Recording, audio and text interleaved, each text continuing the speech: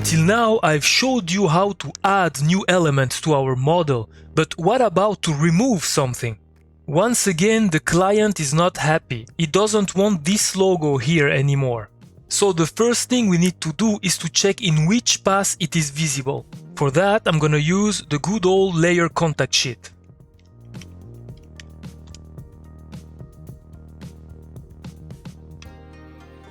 I want to focus in this region here, but as you can see, it's kind of difficult to see anything. I have to zoom in, but then if I want to check another pass, I have to zoom out, move, zoom in again. It's kind of annoying. So there is a little trick that can help us. For that, I'm gonna need a crop node.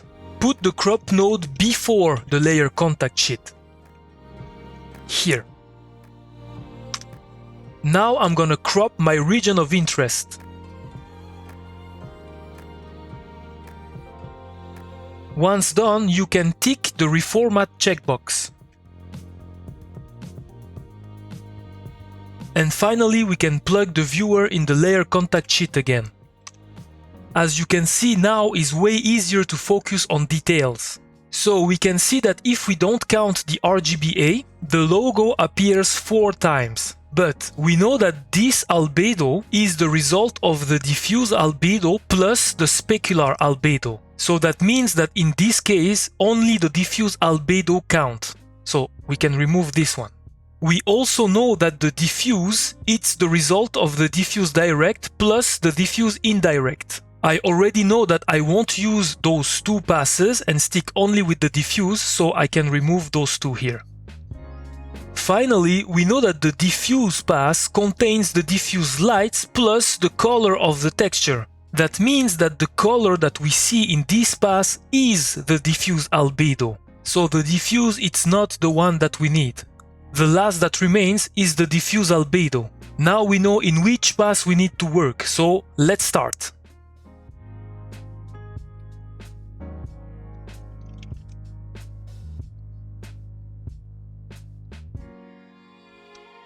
I'm sure that you have already guessed that using the roto paint with the clone tool directly in the pass as we are looking at in the viewer at the moment is not the most efficient way. It's possible, but in certain cases it can be quite tricky. In order to accomplish this task, we're gonna use the UVs in the exact same way we have done in the previous chapter. The only difference is that we're gonna first project this image on our 3D model. Like this, with the help of the unwrapped UVs, we're gonna have a flat version of this image, which will make the job way easier. So first of all, we're gonna need a project 3D node.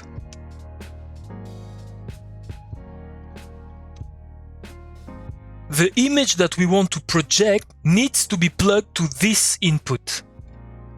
In order to make this work properly, we need the same camera that we have used to make this render. For this, be sure that in the camera properties, in the File tab, you select the correct camera here in the node name. You see that I can select several of them, so be sure that the right one is selected. Now we can plug the camera to the camera input, and the output goes in the input of the 3D model. Let's see how it looks.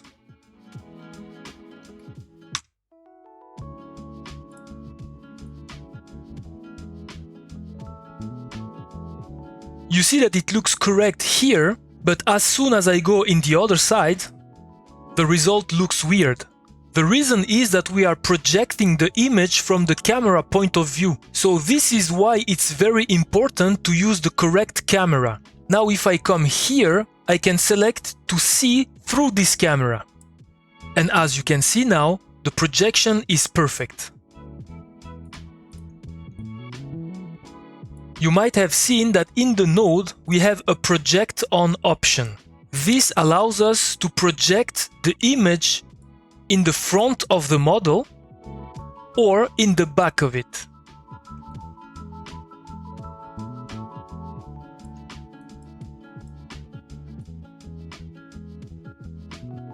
For this task, we can leave on both. Now to unwrap this image, we're gonna use the skyline render in UV mode as we have seen in the previous chapter.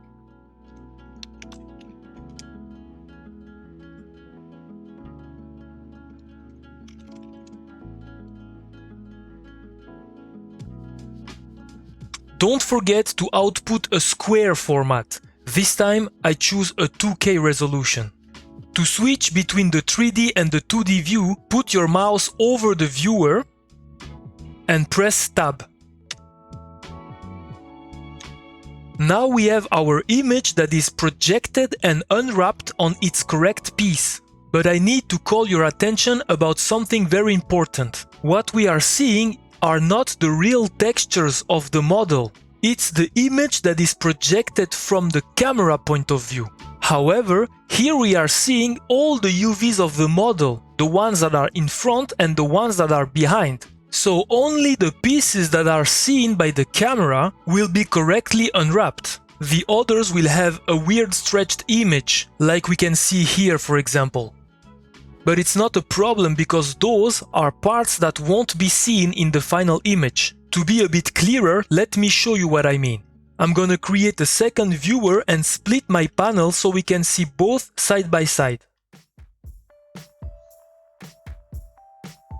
With my mouse hovering my second viewer, I press Tab. Now I can plug my second viewer to my 3D model, select the node of the model, and with the mouse hovering the second viewer, I'll press F to frame the model. In the second viewer, I'm gonna select the correct camera. Like this, everything is set properly. For the demonstration, I would like to paint over my UVs and have a direct update in my 3D viewer. For that, I'm gonna need to paint after the skyline render and send the result as a new texture for our model. Let me just bring the first viewer here so we can see it. Alright, so the viewer 1, this one here, is displaying what the skyline render is outputting. And the viewer 2 is my 3D viewer. I'm gonna create a roto paint after the skyline render. And to apply the result to my 3D model, I'm gonna use an apply material node. Plug the material input to the roto paint. And the other one to the 3D model.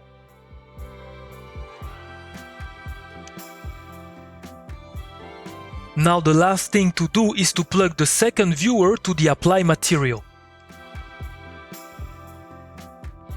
As you can see, the body has now disappeared. As I explained in the previous chapter, this model has two tiles of UDEMs. Here we are seeing and projecting only the UVs from the first tile. And because the body is in the second one, here is not showing. But don't worry, I will explain how to display a selected tile right after this. So now if I want to paint on my eye here, I know that the correct UV is this one. But I'm a bit confused because I see eyes here, here and here. This is because what we are seeing here is something that should be there.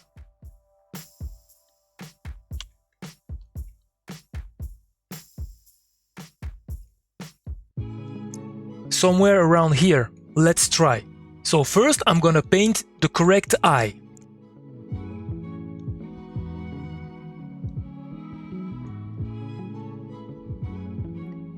As you can see, this is correct. If I want to paint the other one, I know it's this one.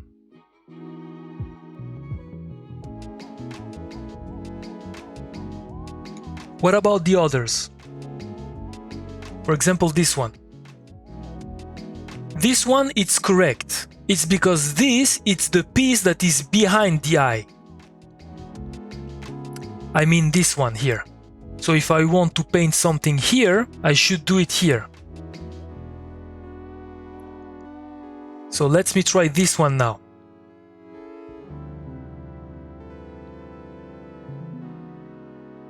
So as you can see, this is probably this one here. And this is a part that won't be seen by the camera. If I go back to the camera, you see it's not visible from this point of view. So what I want to demonstrate here is that you don't have to be worried if you see those stretched images on your UVs. Those are just parts that won't be seen by the camera. And because this is a projection from the camera point of view, it's normal that they look stretched. Before going further, let me give you some informations about UDEMs. When we have a big model that has a lot of UVs, we usually dispatch them on several tiles. For example, for this model that I have done some times ago, I needed more than 30 tiles. Each square that you can see here is a tile. And each tile has its own name. If we follow the usual naming convention, the first row is 1000. So each tile is called 1001, 1002, 1003, etc. etc. The second row is called 2000. This time the tiles are called 2001, 2002, 2003, etc. etc. So if we continue following this logic, the third row will be 3001, 3002, 3003, etc. etc. You get the point. In Nuke, to have access to the UDEMs, we need a node called UV tile. You see that here we have an option to enable the UDEMs, and by default the value is 1001. So I'm gonna plug this node right after the project 3D and enable the UDEMs. If we quickly take a look at the UDEMs of our model, we can see that this is the tile 1001. So if we want to see the other part, this one, we're gonna need to see the tile 1002. So let's put here 1002.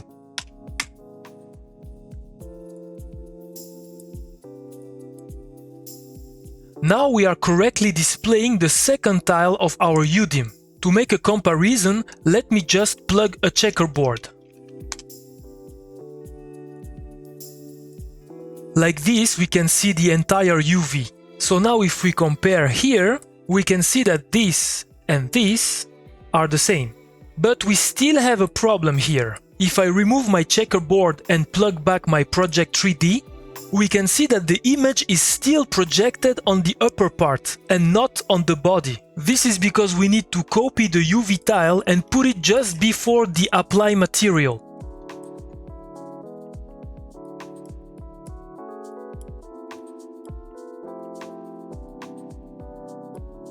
Now everything is finally correct.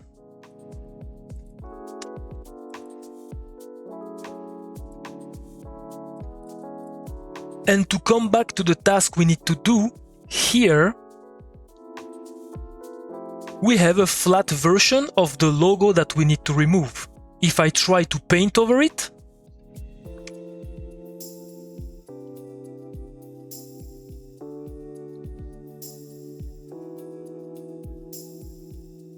you can see that our task is gonna be way easier.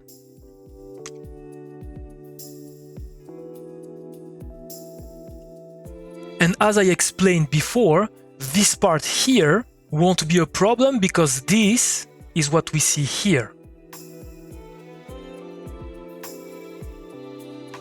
And it won't be seen by the camera. Alright, I admit that this explanation has been a little bit long, but now you should know everything you need to complete this task in a fast and easy way. So let me quickly clean and prepare the comp in order to complete the job.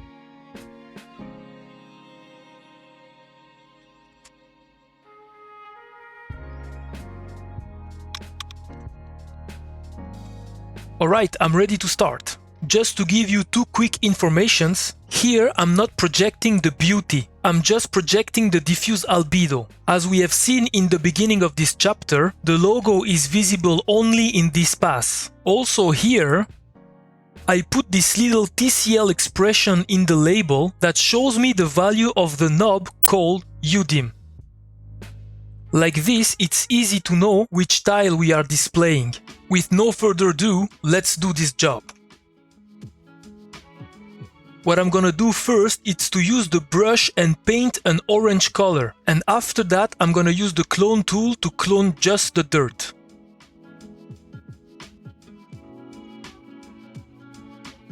As you can see, because I'm painting in the diffuse albedo, the orange color is almost the same everywhere. Now to clone the dirt parts, I'm gonna use the mean operation, so I'm gonna clone only the darker parts.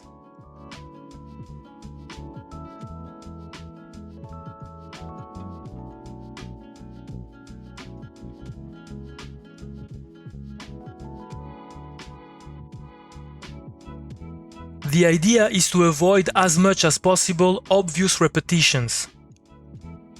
I think that the patch is okay, but there is one last thing we need to do.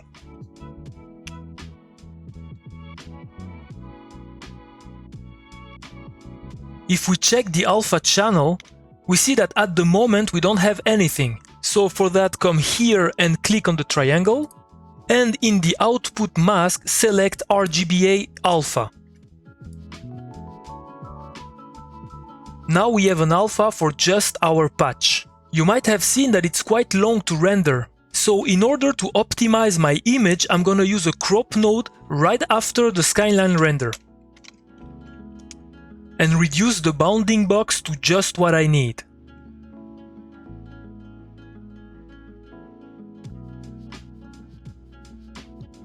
Like this, instead of taking in account the whole frame when it's rendering, it's gonna take in account only this little region. Now we can pre-mold the result and see how it looks like in the final comp.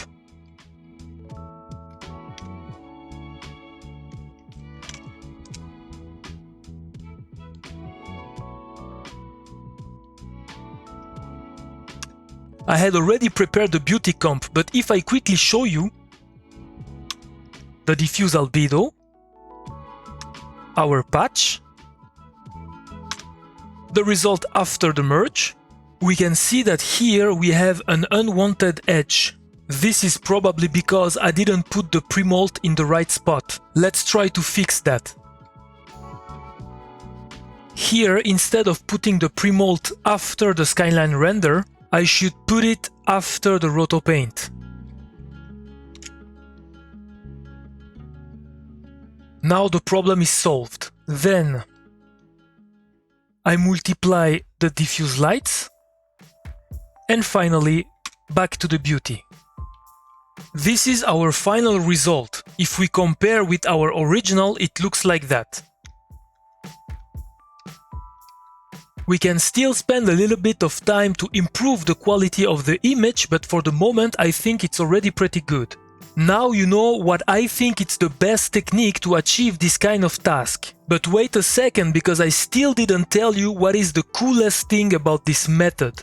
It works on animated objects.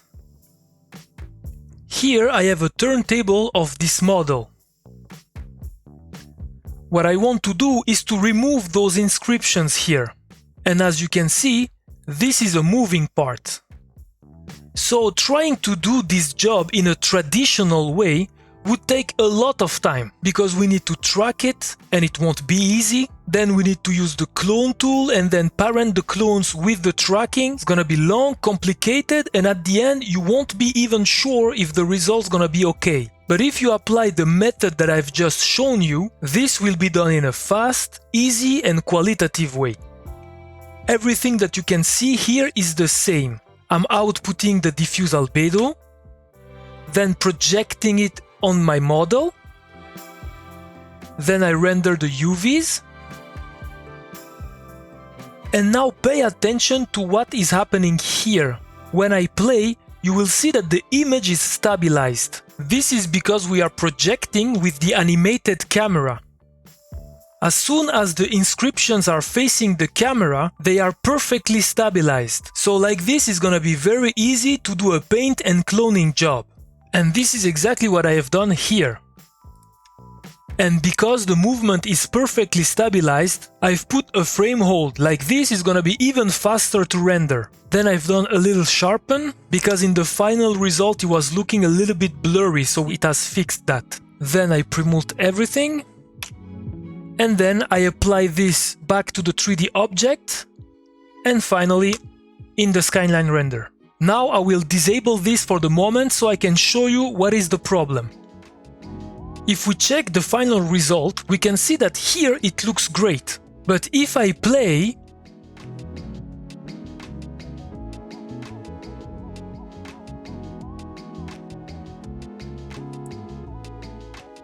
you can see that here the patch goes over some elements, and this is perfectly normal, we just need to mask it. So for that I'm using a node that's called the PMAT. You can find it on Nukepedia here. What it does is using the position pass, and by sampling an area, it creates an alpha matte. And because it's using the position data, the mask will follow the movement of the object. If I show you my little alpha here,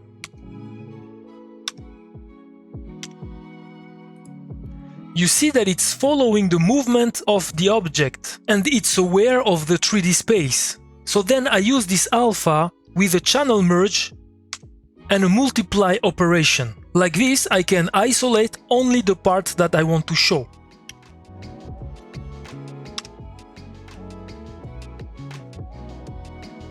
And if I show you once again the final result, it looks like this.